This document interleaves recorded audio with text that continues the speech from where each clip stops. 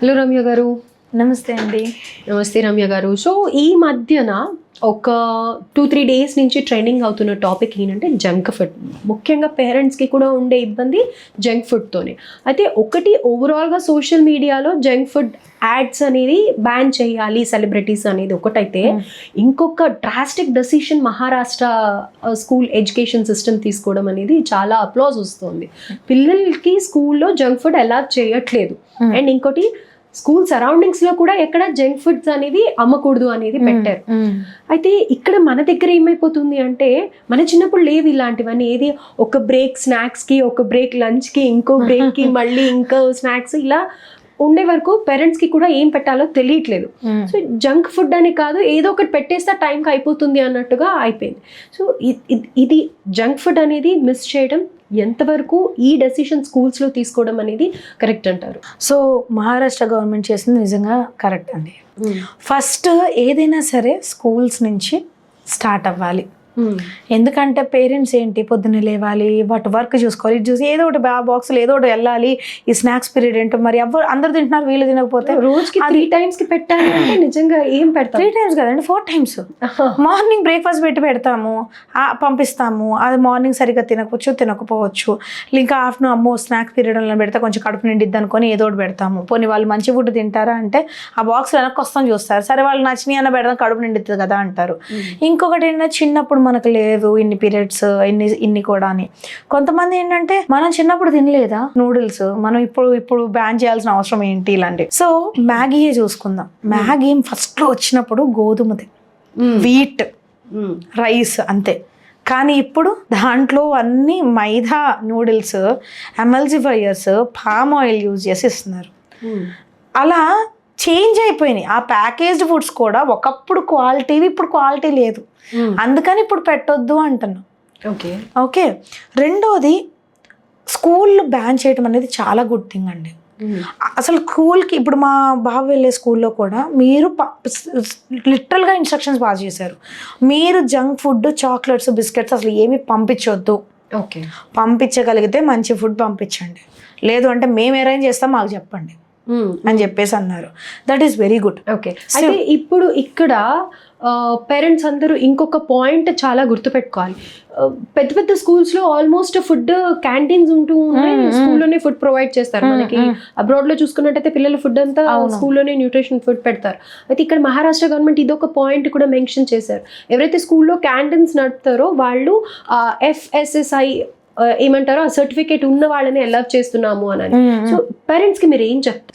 FSSAI అనేది ఏంటిది? It's a food safety instruction board. ఫుడ్ సేఫ్టీని ఏవైతే సేఫ్గా ఉంటుందో ఆ ఫుడ్ అలో చేయాలి, ఈ మార్క్ లేనివి అలో చేయొద్దు అంటారు. అదే సైన్, అదే ఆ లోగో మనకి జంక్ ఫుడ్ మీద కూడా ఉంటుంది. ఇప్పుడు వాళ్ళు వచ్చేసి ఏం చేస్తారు, మేము FSSAI ప్రొడక్ట్స్ వాడుతున్నాము అని చెప్తారు. అవును, నూడిల్స్ మీదనే అది ఉంటుంది కదా. సో కాబట్టి స్కూల్స్ నిర్ణయం తీసుకునే గుడ్. అయితే లోపల క్యాంటీన్ వాళ్ళకి FSSAI ముద్ర ఉన్న జంక్ ఫుడ్ నాట్ అలౌడ్. అంటే పేరెంట్స్ ఏం చూసుకోవాలంటారు? ఇప్పుడు మహారాష్ట్రలో అంటే వాళ్ళు కంప్లీట్ గా చేసేసారు బయట. ఇప్పుడు పేరెంట్స్ జంక్ అనేది తెలుసు, పేరెంట్స్ కి తెలుసు ఏది జంక్ ఫుడ్. సింబల్ కోసం, ఆ లోగో కోసం చూడవసరం లేదు. ఇది తింటే చెడు, అది తింటే మంచి అని ఉంటుంది.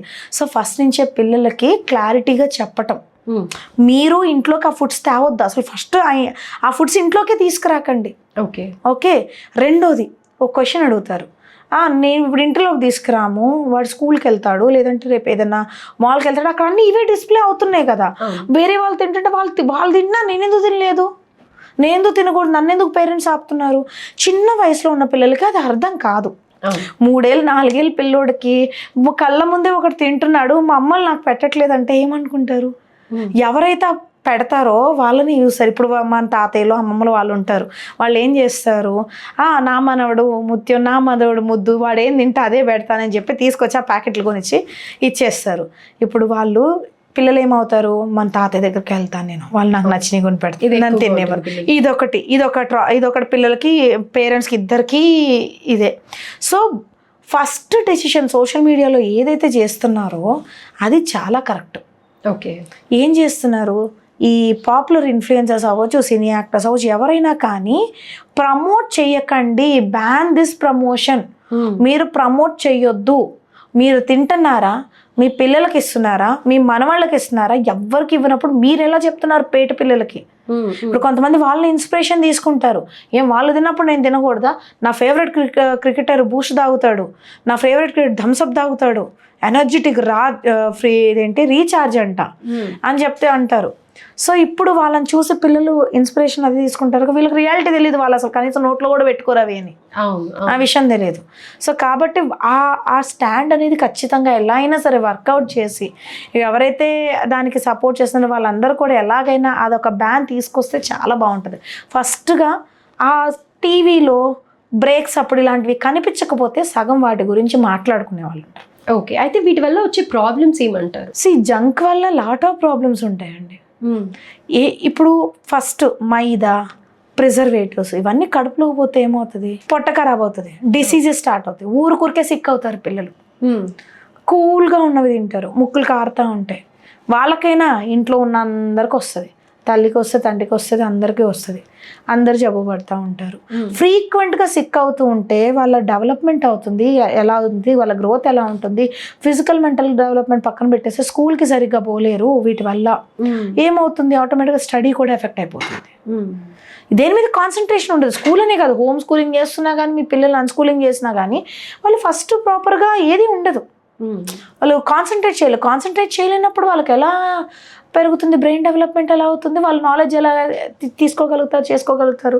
సో కాబట్టి ఫస్ట్ థింగ్ ఏంటి అంటే మీరు ఇంట్లోకి తీసుకురాకండి. ఒకవేళ బయటకు వెళ్ళినప్పుడు ఎక్స్పోజ్ అయినప్పుడు దట్ ఈస్ బ్యాడ్ ఫుడ్, దానికి బదులుగా ఇంకేదైనా గుడ్ ఫుడ్ అడుగు, నేను ఇస్తాను. ఎట్లా డైవర్ట్ చేయండి. మీ పిల్లలు ఎలా డైవర్ట్ అవుతారో మీకు చాలా ఈజీగా తెలుసు. జంక్ ఫుడ్ వైపు డైవర్ట్ అవ్వకుండా దాని నుంచి బయటపడే విధంగా ఏదైనా చిన్న టిప్స్ యూస్ చేసుకోండి. ఫర్ ఎగ్జాంపుల్, మా బాబు ఉన్నాడు, వాడికి ఒకసారి లిటిల్గా సూపర్ మార్కెట్లో జరిగిన విషయం ఇది. ఒక అబ్బాయి ఏమో జ్యూస్ కోసం అక్కడికి ఉండి వాళ్ళ ఫాదర్ ఏమో వద్దంటున్నాడు, వాళ్ళ మదర్ ఏమో అరుస్తుంది, వాడు నీకు లేదురా అది ఇదని, వాడు దానికోసం కింద పడి డొల్లుతున్నాడు. మా వాడు వెళ్ళి మమ్మీ జ్యూస్ కావాలి అన్నాడు వాళ్ళ ముందే. అంటే నాన్న అది బ్యాడ్ ఫుడ్, నీకు జ్యూస్ తాగాలని ఉంటే ఇంట్లో జ్యూసర్ ఉంది, నేను మంచి జ్యూస్ చేసిస్తాను నీకు, ఫ్రెష్గా కావాలంటే మిల్క్ షేక్ కూడా చేసిస్తాను నేను, బనానా మిల్క్ షేక్ అని. అంటే అవును నన్ను ఖచ్చితంగా చేయిస్తా అంటే ఖచ్చితంగా చేయిస్తా అంటే వెళ్ళి లిటరల్గా అక్కడ పెట్టేది వచ్చాడు. వాళ్ళు అలా చూసి, మేడం మీరు అసలు ఎలా చెప్పారు, అప్పుడు వాడికి 4 ఏళ్ళు 5 ఏళ్ళు అంతే, మీరు ఎలా చేశారు అని చెప్పేశాడు. వాళ్ళకి ఆప్షన్స్ ఇవ్వండి. జంక్ ఇవ్వంగా ఇప్పుడు వాడు అలా ఏడుస్తున్నాడు అంటే దానికి ముందు ఎన్నిసార్లు జంక్ వీళ్ళే కొనిపెట్టుంటారు. అలవాటు చేస్తేనే కదా. ఇప్పుడు మా వాడు, నేను నాన్న అది బ్యాడ్ ఫుడ్, దానికంటే ఇంట్లో మంచిగా చేసిస్తాను, ఇంకా మంచిగా చేసిస్తాను నేను ఫ్రెష్గా అంటే వాడికి తెలుసు. నేను ఇంతకుముందు కూడా ఆఫర్ చేయకుండా ఇంట్లో చేసేసినవి గుర్తున్నాయి, మమ్మీ కూడా బాగా టేస్టీగా మంచిగా చేస్తుంది అని చెప్పేసి. కాబట్టి వాడు ఇప్పుడు ఏం చేస్తాడు, ఓకే అంటాడు.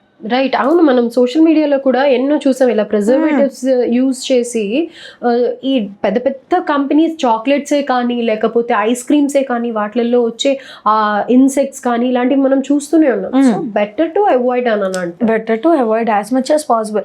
ఇప్పుడు మీరు ట్రావెల్లో ఉన్నప్పుడు ఏంటండి, మాకు ఫుడ్ దొరకదు కదా, మేము ఎక్కడ పడితే అక్కడ ఆగాలి కదా అంటే, అవునండి ట్రావెల్లో ఉన్నప్పుడు మీ ఫుడ్, అందులో కూడా జంక్లోంచి కూడా మంచిది చూస్ చేసుకోవచ్చు. ఎక్కడైనా ఫ్రూట్స్, బనానా లాంటివి ఆపటము, లేదు ఇవ్వాల్సి వస్తుంది, వాళ్ళకి ఉండట్లేదు. ఇప్పుడు కొన్ని బిస్కెట్స్ ఉంటాయి, న్యూట్రిషన్ అని పేరు రాసిన కొంచెం కుకీస్ అలాంటివి మనం చేసుకోవచ్చు. లేదు అంటే ఇప్పుడు ఆ ఒక్కసారికి కుకీస్ కొని పెడతాం వల్ల ఏమీ రాదు. సో జలుబు చేసేవి ఎక్కువ ప్రిజర్వేటివ్స్ ఉన్నాక కొంచెం తక్కువ, కొంచెం మంచిగా హెల్దీ స్నాక్స్ ఏమైనా ఉంటే స్వీట్ షాప్లో అట్లా తీసుకొని వెళ్ళిపోండి. వెళ్ళే దారిలో కూడా అలాంటి హెల్దీ స్నాక్స్ చూస్ చేసుకోండి. పోనీ కనీసం ఇప్పుడు మక్కనా ఉంటుంది, చిప్స్ బదులు మక్కనా ఏ స్టోర్లో అయినా దొరుకుతుంది, చక్క మంచి సాల్టెడ్ మక్కనా చక్కగా తింటారు వాళ్ళు. వాళ్ళకి అవి అలవాటు చేస్తే ఇంట్లో కూడా అవి పెడితే ఇవి బాగుంటాయి, ఆ ఫుడ్ నాకు తెలుసు అని చెప్పేసి వాడు వెళ్ళి కూడా. ఇప్పుడు మా బాబు వెళ్తే ఏదైనా స్టోర్కి, ఇప్పుడు ట్రావెల్ చేస్తాం మేము, విజయవాడ నుంచి రావాలి, వాడు ఫస్ట్ చూసుకుని మమ్మీ పూల్ మక్కనా ఇది ఎక్కడుంది అని చెప్తాడు. ఎందుకంటే వాడికి తెలుసు బయట కూడా దొరుకుతాయి, ఇంకా మంచి ఫ్లేవర్స్తో ఉంటాయి. It's okay, I will give it, at least makhana is the safest food అని చెప్పేసి అనిపిస్తుంది నాకు. Right. ఈ చిప్స్ వాటికంటే అది బెటర్ అనిపిస్తుంది. అలా హెల్దీ చాయిసెస్ కొంచెం చూస్ చేసుకోండి బయటకి ట్రావెల్ వెళ్ళినప్పుడు. సో స్కూల్స్ లో ఇలాంటి డెసిషన్ తీసుకోవడం ఏంటంటే వాళ్ళ అప్బ్రింగింగ్ లో చాలా ఉపయోగపడుతుంది అండ్ న్యూట్రిషన్ ఫుడ్ తీసుకుంటారు పిల్లలు అని అనేది స్కూల్ నుంచే నేర్చుకుంటూ ఉంటారు కాబట్టి స్కూల్స్ లో ఇంప్లిమెంట్ ఇప్పుడు చేయడం అనేది పిల్లలందరూ కూడా ఒకే రకం హెల్దీ ఫుడ్ తెచ్చుకుంటారు. రైట్. సో వీడికి కూడా వాళ్ళు అదే తింటారు, నేను అదే తినాలా, హెల్త్ బాగుంటుంది అనేది వస్తుంది అనమాట. రైట్. థ్యాంక్ యూ రమ్య గారు. Thank you.